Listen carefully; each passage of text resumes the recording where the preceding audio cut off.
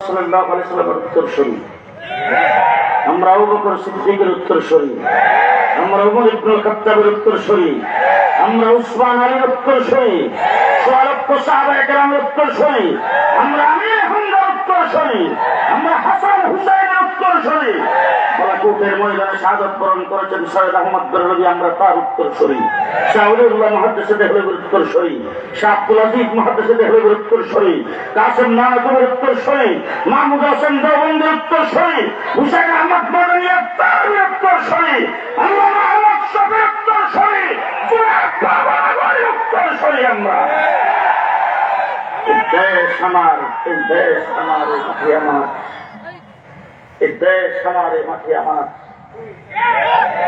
দেশের ভালোবাসার স্লোগান তোমরা এতদিন দিয়েছ, কি জন্য দিয়েছ? কি জন্য দিয়েছ? যার পিউন ৪০০ কোটি টাকার মালিক। দেশের ভালোবাসার স্লোগান দিয়েছ, কি জন্য দিয়েছ? এক প্রধানমন্ত্রী যেই টাকা উৎপাদ করেছে ৩৬টা পদ্মা ব্রিজ হবে। দেশের ভালোবাসার স্লোগান তোমরা দাও দেশের সম্পদকে লুণ্ঠন করার জন্য, তোমরা দেশের ভালোবাসার স্লোগান দাও বেগম পাড়ায় বাড়ি করার জন্য, তোমরা দেশের ভালোবাসার স্লোগান দাও আমেরিকায় বাড়ি করার জন্য, তোমরা দেশের ভালোবাসার স্লোগান দাও বড় বড় পদ পদবি দখল করার জন্য। আমরা দেশের ভালোবাসার স্লোগান দেয় হিসাবে।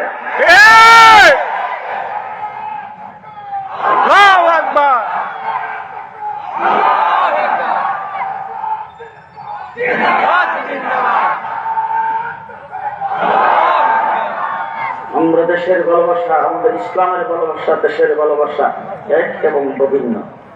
আমরা মনে করি দেশের স্বাধীনতা যদি ঠিক থাকে, ইসলাম ঠিক থাকবে। আজকে বাংলাদেশ স্বাধীন এই জন্য ইমাম বুখারী উলামা ঐক্য পরিষদ আজকের মাহফিল করতে পেরেছেন। হাজার হাজার মানুষ এখানে জমায়েত হয়েছে। দেশটা স্বাধীন। দেশ যদি পরাধীন হয়ে যায় আমরা ইসলামের কাজনীতি দায়ী করতে পারবো না। দেশের রঙে রঙে মাদ্রাসা প্রতিষ্ঠা হয়েছে। আমার বাংলাদেশের হাফেজে কোরআনরা গত ২২ বছর পৃথিবীর যে কোনো জায়গায় হাফেজুল কোরআন প্রতিযোগিতা হয়েছে। সকল প্রতিযোগিতায় প্রথম স্থান অধিকার করেছে দেশটা স্বাধীন থাকার কারণে। সুতরাং স্বাধীনতাকে যদি আগামী দিনে যদি দেশের স্বাধীনতার জন্য লড়াই করতে হয়, মাঠে নামতে হয়, পরিষ্কার ভাষায় বলে দিচ্ছি মাদ্রাসার ছাত্র শিক্ষকেরা এক নম্বরে রক্ত দেওয়ার জন্য নামবে।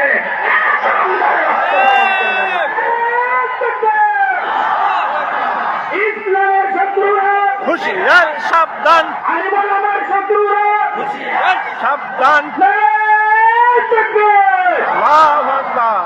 গভীর ষড়যন্ত্র শুরু হয়েছে, গভীর ষড়যন্ত্র শুরু হয়েছে। আমরা রেডিও, টেলিভিশনে, ফেসবুকে সব জায়গায় শুনেছি শেখ হাসিনা পদত্যাগ করেছেন। ঠিক।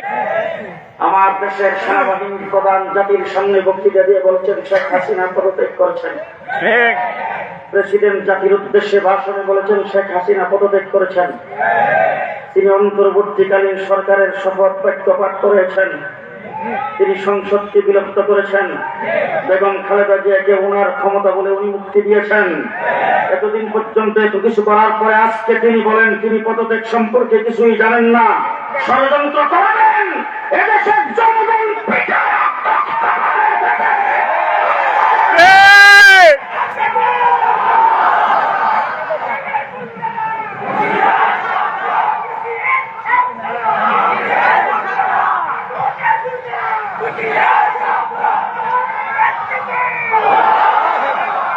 আগামী দিনে সকল ষড়যন্ত্রের বিরুদ্ধে সজাগ থাকতে হবে, প্রস্তুত থাকতে হবে। কে কে প্রস্তুত আছে? বাংলাদেশ নিয়ে কাউকে ষড়যন্ত্র করতে দেওয়া হবে না। দেশের স্বাধীনতার পতাকা আমরা উত্তোলন করেছি। এই দেশ দখল করেছে ৮০০ বছর পর্যন্ত এই দেশ মুসলমান শাসন করেছে। এমন শাসক এই দেশে গিয়েছেন খাজা কুতুবউদ্দিন কাদের রহমাতুল্লাহ আলাইহি ইন্তেকাল করেছেন। তিনি ওসিয়ত করেছেন আমার জানাজায় এমন মানুষ পড়াবে যার ৪টা গুণ আছে। জীবনে কোনদিন ৫ ওয়াক্ত নামাজের তাকবীরে ওলা শোনে নাই। ২ নম্বরে বলেছেন আসরের সুন্নত কোনদিন কাজা হয় নাই, তার জীবনে কোনদিন তাহাজ্জুদ কাজা হয়নি। তার চোখে জীবনে কোনোদিন বেগানা নারীর চেহারা দেখেনি। চার গুণী গুণান্বিত ব্যক্তি তার জানাজা পড়াবেন। খাজা কুতুবউদ্দিন কাকি রহমতুল্লাহ আলাইহির হাজার হাজার মুরিদ, আলেম, ওলামা, পীর, মাশায়েখ সবাই জমা হয়েছে। লাশ রাখার পরে হাদেম যখন এলান করেছেন, সবাই মাথা নিচের দিকে দিয়ে ভাবতেছে কি করি। কিছুক্ষণ পরে দেখা গেল একজন মানুষ আস্তে আস্তে সামনের দিকে কাঁদতে কাঁদতে অগ্রসর হচ্ছে, চোখের পানি গাল বেয়ে হয়ে যাচ্ছে। তিনি হলেন সুলতান শামসুদ্দিন আলতামাশ রহমতুল্লাহ আলাইহি। আল্লাহু আকবার। তিনি সামনে এসে বলছেন, আমি তোমাদের রাষ্ট্র পরিচালনা করেছি, কিন্তু আমি বালেক হওয়ার পরে আজ পর্যন্ত আমার এক ওয়াক্ত নামাজের তাকবীর উলার সাথে নাই। আসরের নামাজের সুন্নত কোনোদিন কাজা হয় নাই, তাহাজ্জুদ কোনোদিন কাজা করি নাই। আমার চোখে আমি বেগানা নারীর চেহারা কোনোদিন দেখি নাই। এমন রাষ্ট্রপ্রধান দেশ শাসন করেছে বাদশাহ আলমগীর, নিজের হাতে টুপি বানায়া মার্কেটে বিক্রি করে নিজের সংসার চালাইত। 800 বছর পর্যন্ত মুসলমান শাসন করার পরে এই দেশ যখন ইংরেজ দখল করেছে, দেশে রাষ্ট্রপ্রধানের অভাব ছিল না, দেশে বড় বড় রাজা রানীর অভাব ছিল না, দেশে দলের অভাব ছিল না, রাজনৈতিক ব্যক্তিত্বের অভাব ছিল না, নেতার লিডারের অভাব ছিল না। কোন নেতা কোন লিডার ইংরেজের বিরুদ্ধে শব্দ করার সাহস পাই নাই। ইংরেজের বিরুদ্ধে সর্বপ্রথম যদি গর্জন দিয়ে থাকে, স্বাধীনতা যুদ্ধের যদি ঘোষণা দিয়ে থাকে, একজন মৌলবী দিয়েছেন, তার নাম শাহ আব্দুল আজিজ মুহাদ্দিস দেহলভী রাহমাতুল্লাহ।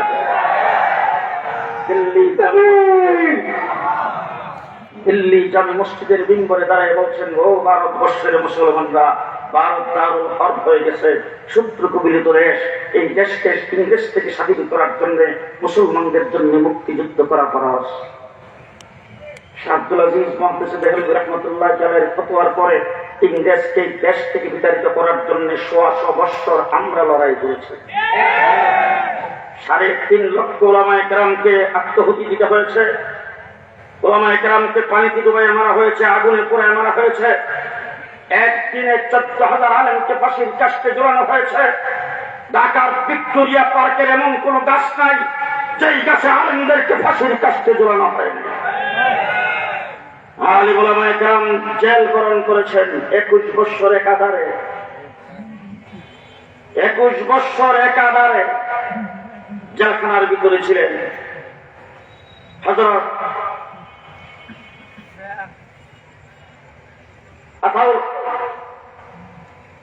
নামটা ভুলে গেলাম, কি যেন চুপ করে মনে হইলে বলবো। আমাদের উলামায়ে কেরাম জেলখানার ভিতরে ছিলেন। হযরত মাহমুদুল হাসান দেওবন্দি 4 বছর পর্যন্ত মালদার কারাগারে ছিলেন। প্রত্যেক দিন সকালবেলা তাকে বের করে নেওয়া হতো, লোহার শীত গরম করে তার পিঠে আর কোমরের মধ্যে লাগানো হতো। আমরা লড়াই করে দেশ স্বাধীন করেছি। আমরা এই দেশের প্রত্যেকটি বাড়িকোনা উলামায়ে কেরামের রক্তের সাক্ষী দেবে। যেই ইংরেজের সূর্য অস্ত যেত না, সেই ইংরেজ পরাশক্তি গোটা পৃথিবী বিখ্যাত রাষ্ট্র ছিল ইংরেজের। সেই ইংরেজকে লাঠি ডান্ডার বাইরে আমরা এই দেশ থেকে বিতাড়িত করেছি। আজকে তাদের মাথার উপরে 6 মাস সূর্য দিতে হয় না। আমার হুসাইন আহমদ মাদানির জন্ম না হলে এই দেশ স্বাধীন হতো না। আমার মাহমুদুল হাসান দেওবন্দির জন্ম না হলে দেশ স্বাধীন হতো না। আমার জাফর আহমদ উসমানী আর শিববির আহমদ উসমানী এই দেশের সর্বপ্রথম পতাকা উত্তোলন করেছেন। তোমরা দেশের স্বাধীনতার মুক্তিযুদ্ধ আমাদেরকে শেখাও, দেশপ্রেম আমাদেরকে শিখাও, আমাদের কাছ থেকে ইতিহাস শোনো। ইতিহাসকে তোমরা বিকৃত করেছ। দেশ সর্বপ্রথম 1947 সনে স্বাধীন হয়েছে বিজাতি তত্ত্বের ভিত্তিতে। দেশে আমরা পূর্ব পাকিস্তান ছিলাম। পূর্ব পাকিস্তান কি জন্য ছিলাম? মুসলমান হওয়ার কারণে। যদি পূর্ব পাকিস্তান হিসেবে দেশ স্বাধীন না হতো, তাইলে 9 মাসে যুদ্ধ করে দেশ স্বাধীন করতা। কাশ্মীরের দিকে তাকায় দেখো 70 বছর লড়াই করত। 70 বৎসরে কাশ্মীর যেমন স্বাধীনতা অর্জন করতে পারে নাই, আমরাও পারতাম না যদি মুসলমান হিসেবে আমরা 1947 দেশের স্বাধীনতা অর্জন না করতাম। তারপর আহমদ উসমানী যদি আমার দেশের পতাকা উত্তোলন না করত, দেশ আমরা স্বাধীন করতে পারতাম না। পাকিস্তানি হানাদার বাহিনী আর পাকিস্তানের লুটের আবেগ চুলুম নির্যাতনের বিরুদ্ধে মুক্তিযুদ্ধ করে 9 মাসে দেশ স্বাধীন করেছি ইসলামের ভিত্তিতে বাংলাদেশ পূর্ব পাকিস্তান হওয়ার কারণে।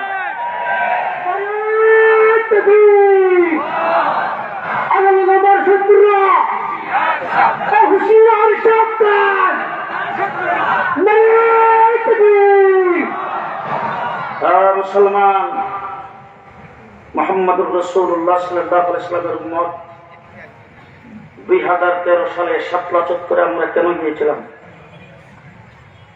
শেখ হাসিনার পেশির সরকারকে ক্ষমতার থেকে নামাইবার জন্য নয়, আরেকজনকে ক্ষমতায় বসাইবার জন্য নয়। আল্লাহ মাহমুদ শফির বাহিনী শাপলা চত্বর গিয়েছিল আল্লাহর নবীর ইজ্জত রক্ষার জন্য। আবু জাহেল রাসূল সাল্লাল্লাহু আলাইহি ওয়াসাল্লামের শত্রু, আবু লাহাব রাসূলের শত্রু। উলামায়ে কেরাম এখানে বসা আছেন, জিজ্ঞেস করে দেখেন আবু লাহাব রাসূল সাল্লাল্লাহু আলাইহি ওয়াসাল্লামকে বলেছেন মাজনুন, বলেছেন জাদুবিদ। দুইটা শব্দের বাহিরে আবু জাহেল, আবু লাহাব, উতবা, সাইবা কেউ কিছু বলেন? আবু জাহেল কোনদিন রাসূলকে চরিত্রহীন বলেছেন? আবু জাহেল রাসূলকে মৃত্যুক বলেছেন? আবু জাহেল রাসূলকে সুন্দরী পাগল বলেছেন? আবু জাহেল রাসূলকে নারী পাগল বলেছেন? আমার বাংলাদেশের নাস্তিকের মুর্তাদেরা রাসূলের চরিত্রের উপর আঘাত করে কথা বলেছেন। নারায়ে তাকবীর!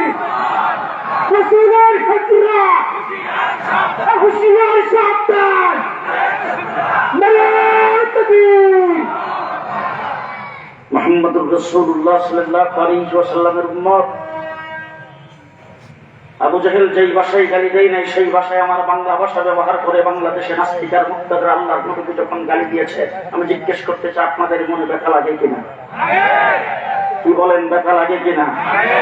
পরিষ্কার উলামায়ে কেরামকে সাক্ষী রেখে বলে গেলাম, আল্লাহর নবীকে কেউ কটূক্তি করেছেন, কেউ গালি দিয়েছেন, আল্লাহর নবীর বিরুদ্ধে কেউ কোনো কথা বলেছেন, এই কথা শোনার পরে যদি আপনার অন্তরে যদি রক্তক্ষরণ না হয়, আপনি মুসলমান না, কোনো সন্দেহ নাই। মুহাম্মদুর রাসূলুল্লাহ সাল্লাল্লাহু আলাইহি ওয়াসাল্লামের আশিকের দাবি তো সবাই করি, আমরা সবাই আশিক রাসূল না? আমার বাংলাদেশে যখন রবিউল আউয়াল মাস আসে তখন আশিক রাসূল খালি বাংলাদেশের না, বিশ্ব আশিক রাসূল, বিশ্ব আশিক রাসূল। মুহাম্মদুর রাসূলুল্লাহ সাল্লাল্লাহু আলাইহি ওয়াসাল্লামের আশিক। আল্লাহর নবী হিজরত করে মদিনায় গেছেন, ছোট ছোট দুইটা বাচ্চা এসে রাসূল সাল্লাল্লাহু আলাইহি ওয়াসাল্লামকে জিজ্ঞেস করতেছেন, হুজুর আপনার বাড়ি কই? আমরা যখন বিভিন্ন মাহফিলে যাই, ছোট ছোট বাচ্চারা এসে তাদের এরকম ভাবেই কথা বলে, হুজুর আপনার বাড়ি কই? রাসূল সাল্লাল্লাহু আলাইহি ওয়াসাল্লাম বলেন, বাড়ি তো মক্কায়। তো মক্কা থেকে আপনি এখানে এলেন কেন? বলে, দেখো মক্কার মানুষ আমার উপর নির্যাতন করেছে, আমাকে কষ্ট দিয়েছেন, মক্কার লোকেরা আমাকে জায়গা দেয়নি, ওখান থেকে আমাকে বের করে দেওয়ার উপক্রম করেছে, আমি আল্লাহর হুকুম হিজরত করে তোমাদের মদিনায় আসছি, মদিনাবাসী আমাকে গ্রহণ করেছেন, তারা আমাকে মহব্বত করেছেন। এই কথা বলার পরে ছোট ছোট দুইটা বাচ্চাকে হুজুর সবচাইতে বেশি কষ্ট আপনাকে কে দিয়েছে? রাসূলুল্লাহ সাল্লাল্লাহু আলাইহি ওয়াসাল্লাম বলেন, আবু জাহেল দিয়েছে। যেই কইছে আবু জাহেল, বাচ্চা দুইটা চুপ করে হুজুরের দরবার থেকে উঠে যাচ্ছেন। এক ভাই আরেক ভাইকে ডাক দিয়ে বলছেন, ভাই যদি কোনদিন মুসলমানদের বিরুদ্ধে কাফেরদের যুদ্ধ হয় আর কাফেরদের মধ্যে যদি আবু জাহেল মুসলমানদের বিরুদ্ধে যুদ্ধ করার জন্য আসে, তাহলে আমরা দুই ভাই আবু জাহেলকে হত্যা করব। কিতাবের মধ্যে আসছে একজনের বয়স 10, আরেকজনের বয়স 8, একজনের নাম মাস, আরেকজনের নাম মুআফিস। কিছুদিন পরেই বদরের যুদ্ধের ঘোষণা রাসূল সাল্লাল্লাহু আলাইহি ওয়াসাল্লাম দিয়েছেন। কানা ঘোড়া, আতর, রুলা যা আছে সব যুদ্ধের ময়দানে যাওয়ার জন্য প্রস্তুত হয়ে যাচ্ছেন। ছোট ছোট বাচ্চা দুইটা মার কাছে গেছে, যায় দেখে মা ঘরের ভিতরে বৈশা বিলাপ করে কাঁদতেছে। মারে যে জিজ্ঞেস করেছেন, ও মা এইভাবে কেন কাঁদতেছ? মা বলতেছেন, বাবারে আজকে যদি তোর বাবা দুনিয়াতে জীবিত থাকতো তাইলে আল্লাহর নবী বদরের যুদ্ধে যুদ্ধ করার জন্য যাবে, আবু জাহেল মদিনা আক্রমণ করার জন্য আসতেছে, তোর বাবাকে যুদ্ধের ময়দানে পাঠায়া হাসরের ময়দানে মুজাহিদের মা, মুজাহিদের স্ত্রী হিসেবে উঠতে পারতাম, কিন্তু তোর বাবা তো দুনিয়াতে নাই।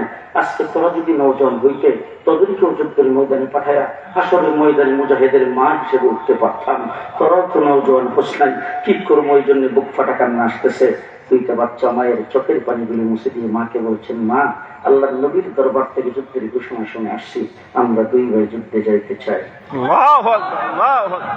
মা ডাক দিয়ে বলে, বাবা, যুদ্ধের ময়দানে শক্তিশালী মানুষের প্রয়োজন হয়, এত ছোট বাচ্চা যুদ্ধ করতে পারে না, তোমরা যুদ্ধের ময়দানে যাইতে পারবা না। দুইটা বাচ্চা ডাক দিয়ে বলে, মা, আমরা বয়স দুইজন ছোট, আমাদের গায়ে শক্তি কম, কিন্তু যে আল্লাহ পাকের উপরে ভরসা করে যুদ্ধের ময়দানে যাব, সে আল্লাহর কাছে কি শক্তির অভাব?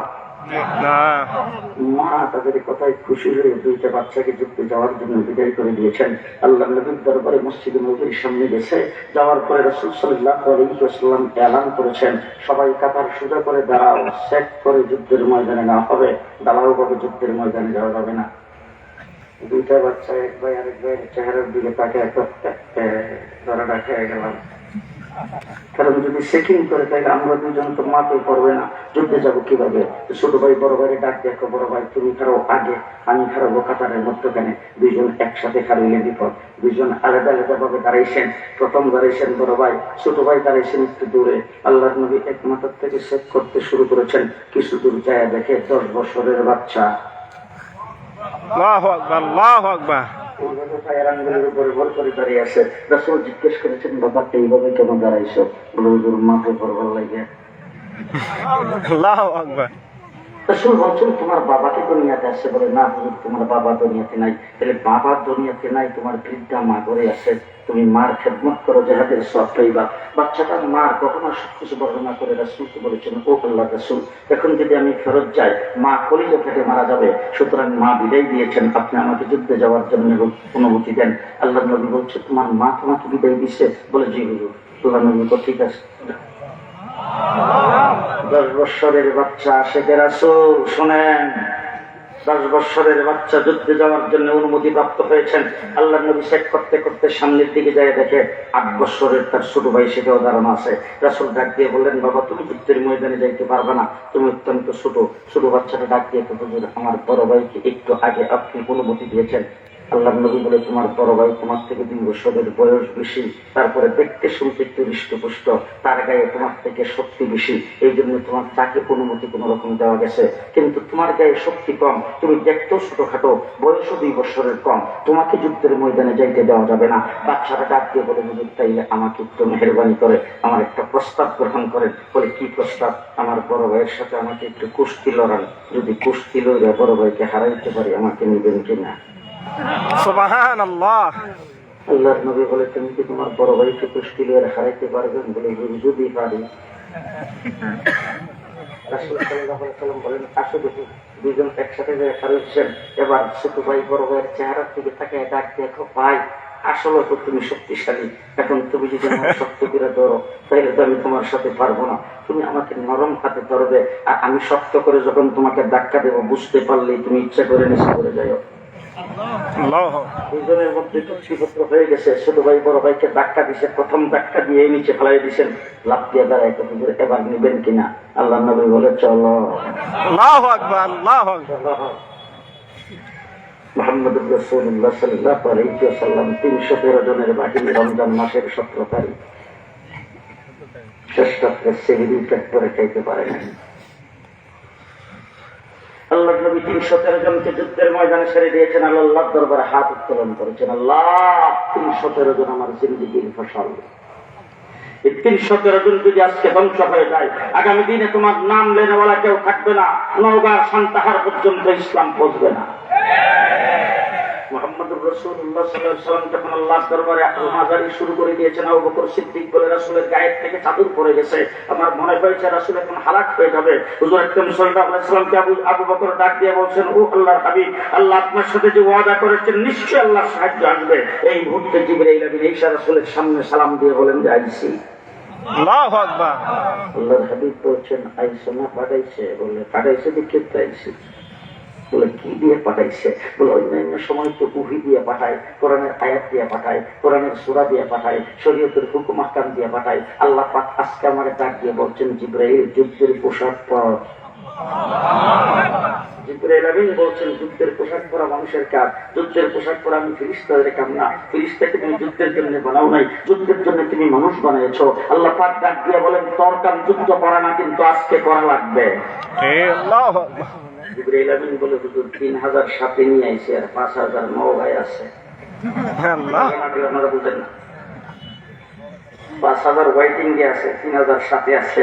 আল্লাহ নবীর অনুমতিনে যুদ্ধের ময়দান নামছে। যুদ্ধের মধ্যখান দিয়ে একজন সাহাবী দৌড়ে এসে রাসূলকে বলতেছে হুজুর আওয়াজ শুনি মানুষ দেখি না, আওয়াজ শুনি মানুষ দেখি না। আল্লাহ নবী বলছেন কি আওয়াজ শোনো?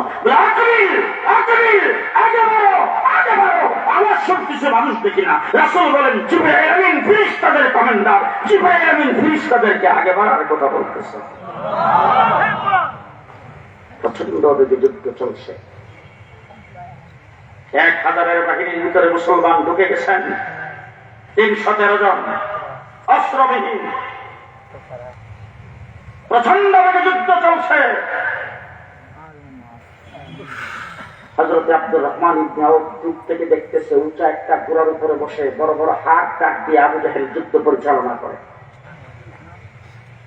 মনে মনে ভাবতেছে আবু জাহেল কোথায় থেকে যুদ্ধ পরিচালনা করতেছেন, তাকে যখন দেখে ফেলছি, যদি সুযোগ পাই তবে একা তার উপর আক্রমণ করা ঠিক হবে না। তার কারণ হলো তার তো বডিগার্ড আছে। সুতরাং শক্তিশালী কয়েকজন মুজাহিদ সাথে নিয়ে তার উপর আক্রমণ করা লাগবে। এই চিন্তা ভাবনা করে তিনি ডাইনি ভাবে তাকাইছেন শক্তিশালী কাউকে দেখেন কিনা। এমন সময় ছোট দুইটা বাচ্চা দৌড় দিয়ে সামনে যায় দাঁড়ায়, চেহার দিকে তাকায় ডাক দিয়ে কেউ চাচা আবু জাহেল সাহেবকে চিনেন? আল্লাহ করে তো জোরে করে মেয়েছে শুরু আসতে আল্লাহু আকবার। আল্লাহু আকবার। চাচা আবু জাহেল সাহেবকে চিনেন? হযরত আব্দুর রহমান ইবনে আউফ আশ্চর্য হয়ে ডাক দিয়ে বলে আবু জাহেল কি আর তোমরা কি করবে? বলে দাদা চাচা যদি চিনেন তাইলে আমাদের কি একটু দেখাই দিয়েন, আমরা বাড়ির থেকে 2টা নিয়ত করে আসি। আল্লাহু আকবার। 2টা নিয়ত করে আসছি। বলে কি নিয়ত করে আসছো? বলে 1 নম্বর নিয়ত করে আসছি আজকে আবু জাহেলকে যে কোনো মূল্যে জাহান্নামে পৌঁছাবো।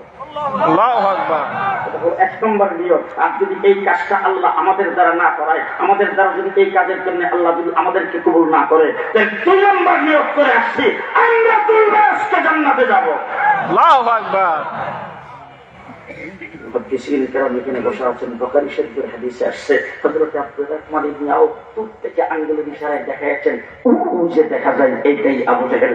দেখাইতে দেরি হয়েছে, বাস পাখির মতো 2টা বাচ্চা আবু জাহেলের উপরে চাপায়া পড়তে দেরি হয়নি। এবার আবু জাহেল উঁচা ঘোড়ার উপরে বসা, তার গর্দানটাও উঁচা, মারবো গারো গারে মারবে। এখন ছোট বাচ্চা তো লাগাল পায় না। এক ভাই আরেক ভাইকে ডাক দেখো ভাই এইভাবে মারান যেত না, ঘোড়ার বাবুটি কেটে দেয়।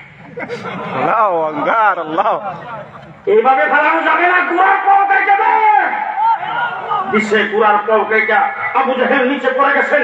2 ভাই ওপর চুপুরে আক্রমণ করতে শুরু করেছেন। হযরত আব্দুল্লাহ ইবনে মাসউদ দূর থেকে দেখে বুকের উপর শোয়া হয়ে বসে কাল্লা কেটে নিয়েছেন। আল্লাহু আকবার। আবু জাহেলের ছেলে আকরামা ফতে মক্কার পর ইসলাম কবুল করেছে। তখন সে বাবার বডিগার্ড। পেছন দিক থেকে এসে তাদের এক ভাইয়ের হাতের মধ্যে আঘাত করেছেন। হাতটা পোড়াটা কেটে গেছে, চামড়াটা একটু লেগে আছে। আবু জাহেলকে হত্যা করার পরে যখন যুদ্ধের ময়দানে রওনা হয়েছে, দূর দিয়েছে, তখন হাতটা নিচের দিকে ঝুলে থাকে, লড়লড় করে। এটা দিয়ে দূর দিয়ে যুদ্ধের ময়দানে চলতে অসুবিধা হয়। নিজের হাতটাকে নিজের পায়ের নিচে রেখে যুদ্ধের ময়দানে রওনা হয়েছে। আল্লাহু আকবার। তার নাম আশিক রাসূল। আজকে ভারতের মহারাষ্ট্রের মহারাজ আল্লাহর নবীকে সন্ত্রাসী বলেছে, নাউযুবিল্লাহ। ইসলামকে সন্ত্রাসের ধর্ম বলেছে।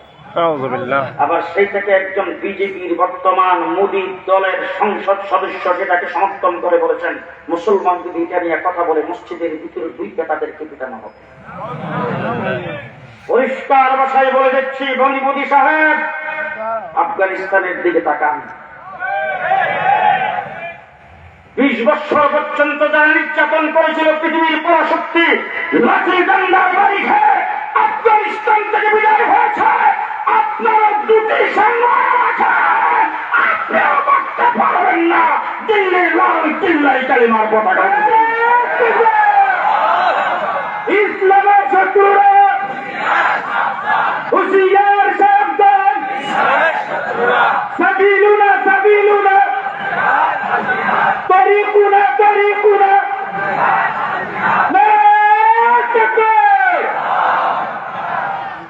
মুসলমান। মুহাম্মদুর রাসূলুল্লাহ সাল্লাল্লাহু আলাইহি ওয়াসাল্লাম পৃথিবীতে আগমনের আগে 1,24,000 পয়গম্বর আল্লাহ পাক পৃথিবীতে প্রেরণ করেছেন। ওই সমস্ত পয়গম্বরদেরকে রূহের জগতে আল্লাহ তাবারক ওয়া তাআলা বয়ান করেছেন। কোরআনে কারিমে আসছে ওই আকাদাল্লাহু মিসাকান নাবিয়্যিন। এই জায়গায় আমি শুধু সংক্ষেপে বলতেছি, ওলামায়ে কেরাম এখানে আছে। লামা আতাইতুকুম মিন কিতাবিন ওয়া হিকমা, মিন কিতাবিন ওয়া হিকমা।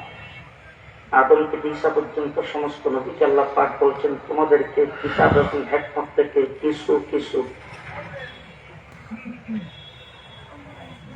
এরপর আল্লাহ রাব্বুল আলামিন ডাক দিয়ে বলছেন সুম্মা জাআকুম রাসূল, তোমাদের সকলের পরে আমার হাবিব পৃথিবীতে আগমন করবে। হাবিব যখন পৃথিবীতে আসছে আল্লাহ রাব্বুল আলামিন ডাক দিয়ে বলেন ইন্না আতাইনাকাল কাউসার, অপরন্ত খাজিনার ভান্ডার সব আপনার ঝুলিতে ফেলে দিলাম। মুহাম্মদুর রাসূলুল্লাহ সাল্লাল্লাহু আলাইহি ওয়াসাল্লাম আরফার ময়দানে গিয়েছেন। ১৬ লক্ষ সাহাবী। রাসূল হিজরত করে মদিনায় যাওয়ার পরে বদরের যুদ্ধ হয়েছে ৩১৩ জন। ১ বছর পরে উহুদের যুদ্ধ হয়েছে ৭৫০। ষষ্ঠ হিজরিতে রাসূল সুলহ হুদাইবিয়া করেছেন, সেখানে ১৪০০। অষ্টম হিজরিতে রাসূল ফতে মক্কা করেছেন, সেখানে ১০,০০০। ২ বছরের মাথায় রাসূল আরফার ময়দানে হাজির হয়েছেন ১৬ লক্ষ সাহাবী। আল্লাহ রাব্বুল আলামিন কোরআনের আয়াত নাযিল করেছেন আল-ইয়াওমা আকমালতু লাকুম দীনাকুম, আজকের দিনে তোমাদের দিনকে তোমাদের জন্য অল কমপ্লিট করে দিলাম। ওলামায়ে কেরাম এখানে আছেন। আল্লাহ রাব্বুল আলামিন বুঝাইতে চাচ্ছেন ও আমার হাবিব, আমি আল্লাহ রাব্বুল আলামিন, আমার প্রতিনিধি নবী সংখ্যা ১৬ লাখ। আপনি রাহমাতুল লিল আলামিন, আপনার সাহাবী আপনার প্রতিনিধির সংখ্যা ১৬ লাখ। আজকে ১৬ লক্ষ সাহাবায়ে কেরামের সামনে দিন অল কমপ্লিট। মুহাম্মদুর রাসূলুল্লাহ সাল্লাল্লাহু আলাইহি ওয়াসাল্লামের মাধ্যমে আল্লাহ পাক আল্লাহর দ্বীনকে কমপ্লিট করেছেন। রাসূলুল্লাহ সাল্লাল্লাহু আলাইহি ওয়াসাল্লামের দ্বীন কমপ্লিট রাসূল যখন সাহাবায়ে কেরামের সামনে ঘোষণা করেছেন, সাহাবায়ে কেরাম খুশিতে বাকবাক, আনন্দাশ্রু চোখ থেকে বের হচ্ছে, ডাল বেয়ে বেয়ে পানি ঝরতেছেন। একজন সাহাবী আরেকজন সাহাবীর সঙ্গে কোলাকুলি করতেছেন আর বলতেছেন এই দিনকে কমপ্লিট করার জন্য আমির হামজার লাশটাকে টুকরা টুকরা করা হয়েছে। এই দিনকে কমপ্লিট করার জন্য আল্লাহর নবী সাহাবে আবি তালেবের ভিতরে জেলখানায় ছিলেন। এই দিন কমপ্লিট করার জন্য রাসূল তাইফের জমিনে মার খেয়েছেন। এই দিন কমপ্লিট করার জন্য সুমাইয়াকে জীবন দিতে হয়েছে। সাহাবায়ে কেরামের অতীশ নির্যাতনের ইতিহাস মনে হচ্ছে। আর আনন্দ অশ্রু, একজন হাসতেছে আর আনন্দ অশ্রু চোখ থেকে বের হইতেছে, আর একজন আরেকজনের সঙ্গে কোলাকুলি করতেছে। এমন সময় দেখে হযরত আবু বকর সিদ্দিক বসে বসে জারজার হয়ে কাঁদতেছে। সাহাবায়ে কেরাম জিজ্ঞেস করেছেন আবু বকর, বুঝতেই পারলাম না আপনি কেন কাঁদতেছেন? আজকে তো খুশির দিন, দিন আমাদের জন্য আল্লাহ পাক কমপ্লিট করেছেন। হযরত আবু বকর সিদ্দিক বলে, হ্যাঁ তোমরা যেভাবে খুশি আমিও সেইভাবে খুশি, কিন্তু একটা জিনিস আমি যেটা চিন্তা করেছি সেটা তোমরা চিন্তা করে নাই। এই দিনকে কমপ্লিট করার জন্যই আল্লাহ পাক আল্লাহর হাবিবকে দুনিয়াতে প্রেরণ করেছেন। সুতরাং হাবিবের মিশন কমপ্লিট। এর দ্বারা বোঝা গেল হাবিব আর দুনিয়াতে থাকবেন না। হযরত আবু বকর সিদ্দিকের এই কথা যখন সারা আরফার ময়দানে ছড়ায় পড়ছেন, তখন সকল সাহাবীর কান্না ঢুল পড়ে গেছে। আল্লাহর নবী তখন সাহাবায়ে কেরামকে ডাক দিয়ে বলছেন, সাহাবীরা থামো। অতীতে নবী দুনিয়ার থেকে চলে গেছেন, নবীর কিতাব চলে গেছে, নবীর মুজিজা চলে গেছে, নবী দুনিয়ার থেকে চলে গেছেন, নবীর শরীয়ত চলে গেছে, নবীর তরিকা চলে গেছে, নবীর দ্বীন চলে গেছে। আমি দুনিয়ার থেকে চলে যাব, আমার দ্বীন কিয়ামত পর্যন্ত সম্পূর্ণ অক্ষুণ্ণ থাকবে, কিছুই হবে না। আজকে কি আছে? জি, ফজরের নামাজের ফরজ মনে হয় নবী পড়তেন 16 রাকাত, আমরা কাটতে কাটতে 2 রাকাত রয়েছে। তা 2 রাকাত পড়তেন। জি, উজুর ফরজ মনে হয় রাসূলের যুগে 32টা ছিল। কয়টা? 4টা। কোন পরিবর্তন আসছে? কোন পরিবর্তন? কোন পরিবর্তন? এই জন্য আমি অনেক সময় বলে থাকি, আজকের থেকে 50-55 বছর আগে যখন মক্তবে পড়তাম, তখন আমাদের একজন কারি সাহেব ছিল, মক্তবে পড়াইতো। উনি মসজিদ থেকে আমাদেরকে বের করে মাটির মধ্যে নিয়ে হালকা ধরাইতো, গুল করে হালকা ধরে আমাদেরকে পড়াইতো। তাকতিতে যাওয়ার সময় সর্বপ্রথম বাম পাও দিয়া যাইতে হইবে। কোথায় যাওয়ার সময়? তাকতি তাকতি তাকতি বুঝে না? তাকতি চিনছেন তো? তাকতিতে যাওয়ার সময় কোন পাও? আসতে করো বাম পাও। কিছুদিন পরে তাকতি হয়ে গেছে টয়লেট, এর কিছুদিন পরে হয়ে গেল ল্যাট্রিন, এরপরে হয়েছে বাথরুম, বর্তমানে ওয়াশরুম।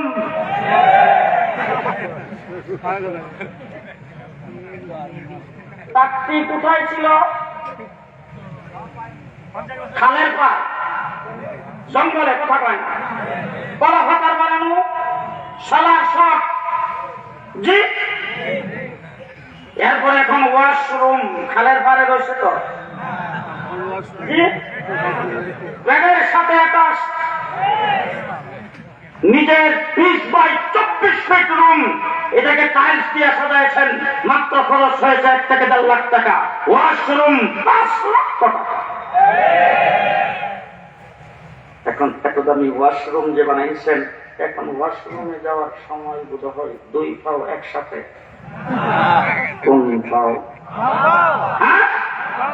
আরে তাকতি ল্যাট্রিন পরিবর্তন হবে, তাকতি বাথরুমে পরিবর্তন হবে, তাকতি ওয়াশরুমে পরিবর্তন হয় না, নিজের বেডরুমের ভিতরে ঢুকবে ইসলামের বিধানের কোন পরিবর্তন নাই। বাংলাদেশ সোনার বাংলায় পরিণত হবে, সবুজ বাংলায় পরিণত হবে, আধুনিক বাংলায় পরিণত হবে, স্মার্ট বাংলাদেশ হবে, পদ্মা ব্রিজ হবে, কর্ণফুলী ক্যানেল হবে, ইসলামের বিধানের কোনো পরিবর্তন হবে না। দিন কমপ্লিট করে দিলাম। মুহাম্মদুর রাসূলুল্লাহ সাল্লাল্লাহু আলাইহি ওয়াসাল্লাম সাহাবায়ে কেরামের সামনে বক্তৃতায় বলেছেন, বাল্লিগু আন্নী ওয়ালাউ আয়া, এই দ্বীনের একটা আয়াত যদি তোমাদের কাছে পৌঁছে থাকে, পরবর্তী মানুষের কাছে পৌঁছায় দেওয়ার দায়িত্ব তোমাদের। 1.25 লক্ষ সাহাবী গোটা পৃথিবীতে ছড়িয়ে পড়েছেন, আমার বাংলাদেশেও সাহাবীর পাড়া পড়ছে।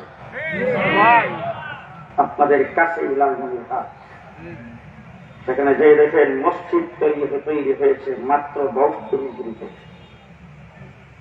72 হিজরিতে যদি মসজিদ হয়ে থাকে, আবার মসজিদের সামনে কি সুন্দর মিম্বর, আমি যাই দেখেছি মসজিদের সামনে, সেখানে পাকা করা, চুন সরকি দিয়া পাকা করা, সেখানে ঈদগাহ মাঠের জায়গা, সেখানে জুমার মসজিদ, মসজিদের মেহরাবের সাথে মিম্বর আছে। এক দ্বারা বোঝা গেল 72 সনে যদি জুমার নামাজ, ঈদের নামাজ পড়ার জন্য সেই জায়গার মধ্যে মুসলমান তাকে নিশ্চয়ই সাহাবায়ে কেরামের দাওয়াতের মাধ্যমে হয়েছে।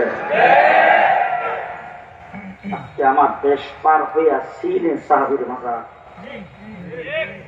মুহাম্মদুর রাসূলুল্লাহ সাল্লাল্লাহু আলাইহি ওয়াসাল্লাম সাহাবায়ে কেরামকে কমপ্লিট দ্বীন প্রচার করার দায়িত্ব দিয়েছেন। সাহাবায়ে কেরাম প্রচার করেছেন, মুহাম্মদুর রাসূলুল্লাহ সাল্লাল্লাহু আলাইহি ওয়াসাল্লামের মাধ্যমে দ্বীনকে কমপ্লিট করেছেন, সাহাবায়ে কেরামের মাধ্যমে দ্বীন প্রচারিত হয়েছে। এখন দ্বীনে লিখিত হইতে হবে, মাসলা মাসাইল লিখিত হইতে হবে, নতুবা আদমদিঘি মাদ্রাসা হবে, সেই মাদ্রাসায় কি পড়াবে যদি লিখিত না হয়? উযুর ফরজ 4টা, তায়াম্মুমের ফরজ 3টা, গোসলের ফরজ 3টা, নামাজের ফরজ 14টা, এই সমস্ত কিছু যদি লিখিত না হয় তাহলে কিভাবে পড়াবে? আল্লাহ পাক তাবিঈনদের জমানায় ইমামে আজম আবু হানিফা রাহমাতুল্লাহি আলাইহিকে জন্ম দিয়ে সেই দ্বীনকে লিখিত করেছে। ইমামে আজম আবু হানিফা রাহমাতুল্লাহি আলাইহি ওই ব্যক্তি যিনি কোরআন এবং হাদিস থেকে এই উম্মতের জন্য 13 লক্ষ মাসআলা বের করে লিপিবদ্ধ করেছেন। 13 লক্ষ মাসআলা বের করে এই উম্মতের জন্য লিপিবদ্ধ করেছেন। 1 নম্বরে আসেন, দ্বীন কমপ্লিট হয়েছে মুহাম্মদুর রাসূলুল্লাহ সাল্লাল্লাহু আলাইহি ওয়াসাল্লামের মাধ্যমে। ভালো করে মনে রাখবেন তো, দ্বীন প্রচার হয়েছে সাহাবায়ে কেরামের মাধ্যমে, দ্বীন লিখিত হয়েছে আইম্মায়ে মুজতাহিদিনের মাধ্যমে। তার মধ্যে 1 নম্বর হলো ইমামে আজম আবু হানিফা রাহমাতুল্লাহি আলাইহি। এবার বাংলাদেশ স্বাধীন, 56,000 বর্গ মাইল দেশ স্বাধীন করেছেন মুক্তিযোদ্ধারা 9 মাস মুক্তিযুদ্ধ করে দেশ স্বাধীন হয়েছে। স্বাধীনতার পরে তখন মুক্তিযোদ্ধাদের অস্ত্র জমা দেওয়ার জন্য ঘোষণা হয়েছে। দেশ যখন স্বাধীন হয়েছে, লাল সবুজের পতাকা যখন উত্তোলন হয়েছে, মুক্তিযোদ্ধারা যখন অস্ত্র জমা দিয়ে ফেলেছেন, এখন দেশ থেকে যদি মূল্যবান জিনিসপত্র বর্ডার পাস হয়ে চলে যায়, দেশের জন্য লাভ না করে। আবার বাহির থেকে যদি বাংলাদেশের জন্য ক্ষতিকর জিনিসপত্র যদি এই দেশে আসতে থাকে, তাইলে দেশের জন্য লাভ না হতো। এই জন্য দেশের পাহারাদারের দরকার আছে না নাই? গণপ্রজাতন্ত্রী বাংলাদেশ সরকার তখন দেশের পাহারাদার হিসাবে নিয়োগ করেছেন পুলিশ বাহিনী, নিয়োগ করেছেন আর্মি, নিয়োগ করেছেন বিডিআর, নিয়োগ করেছেন বর্ডার গার্ড, এইভাবে নিয়োগ করে দেশের পাহারার ব্যবস্থা করেছেন। ঠিক তেমনি করে দিন কমপ্লিট হয়েছে মুহাম্মদুর রাসূলুল্লাহ সাল্লাল্লাহু আলাইহি ওয়াসাল্লামের মাধ্যমে, দিন প্রচার হয়েছে সাহাবায়ে কেরামের মাধ্যমে, লিখিত হয়েছে এই দিন ইমাম আজম আবু হানিফার মাধ্যমে। এখন দিনের ভিতরে যাতে কাটছাট করে কিছু কেউ না ঢুকাইতে পারে, দিনের ভিতর থেকে কেউ যাতে কোনো কিছু বের করে নিয়ে যাইতে না পারে, এই জন্য দিনের পাহারাদারির দরকার। আল্লাহ পাক বর্তমানে আসমানের নিচে জমিনের উপরে দিনের পরিপূর্ণ পাহারা দেওয়ার জন্য উলামায়ে দেওবন্দকে নিয়োগ দিয়েছেন, তারা দিনের পাহারাদার। তাকবীর! নারায়ে তাকবীর! আমরা দিন ইসলামের পাহারাদার, কন্ট্রাক্টর না, আমরা কন্ট্রাক্টর না, আমরা কি দিন ইসলামের পাহারাদার। ঠিক না ঠিক? আমাদের সামনে যদি দিনের ভিতরে কেউ কোনো কিছু ঢুকাইতে চায়, আমরা পাহারাদার। যদি কেউ কোনো কিছু বের করতে চায়, আমরা পাহারাদার। খুব ভালো করে বুঝেন, মুহাম্মদুর রাসূলুল্লাহ সাল্লাল্লাহু আলাইহি ওয়াসাল্লাম বলেছেন এই উম্মতের জন্য ঈদ দুইটা। দুইটা। রাসূলুল্লাহ সাল্লাল্লাহু আলাইহি ওয়াসাল্লাম বলেছেন এই উম্মতের জন্য ঈদ দুইটা। একটা হলো ঈদুল ফিতর, একটা হলো ঈদুল আযহা, একটা হলো রোজার ঈদ, আরেকটা হলো কুরবানির ঈদ। এখন যদি কোনো ব্যক্তি আয়েশা ৩ নম্বর আরেকটা ঈদ, ঈদে মিলাদুন নবী 12 রবিউল আউয়ালে ঢুকাইতে চাই, আমরা পাহারাদার। কথা বুঝাইতে পারতেছি না কথা? জি, আমার নবী মুহাম্মদুর রাসূলুল্লাহ সাল্লাল্লাহু আলাইহি ওয়াসাল্লাম বলেছেন, আলাইকুম বিসুন্নতি ওয়া সুন্নাতিল খুলাফায়ে রাশিদিন আল মাহদিয়িন। উম্মত ভালো করে শুনে রাখো, ইসলামের যে সমস্ত বিষয়ে আমি সিদ্ধান্ত দিয়ে গেলাম সেইগুলি মানা উম্মতের জন্য জীবন জরুরি। আমার খুলাফায়ে রাশিদিন ইসলামের ব্যাপারে যে সিদ্ধান্ত দেবে সেটা উম্মতের জন্য কিয়ামত পর্যন্ত মানা জরুরি। আমারটা মানলে যেই সওয়াব, খুলাফায়ে রাশিদিনেরটা মানলেও সেই সওয়াব। আমারটা মানা জীবন কর্তব্য, খুলাফায়ে রাশিদিনেরটা মানাও কর্তব্য।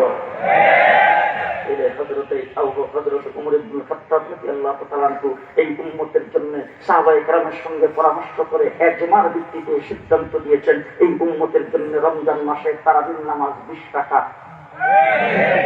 তারা কথা না কথা আমি বলি, এই উম্মতের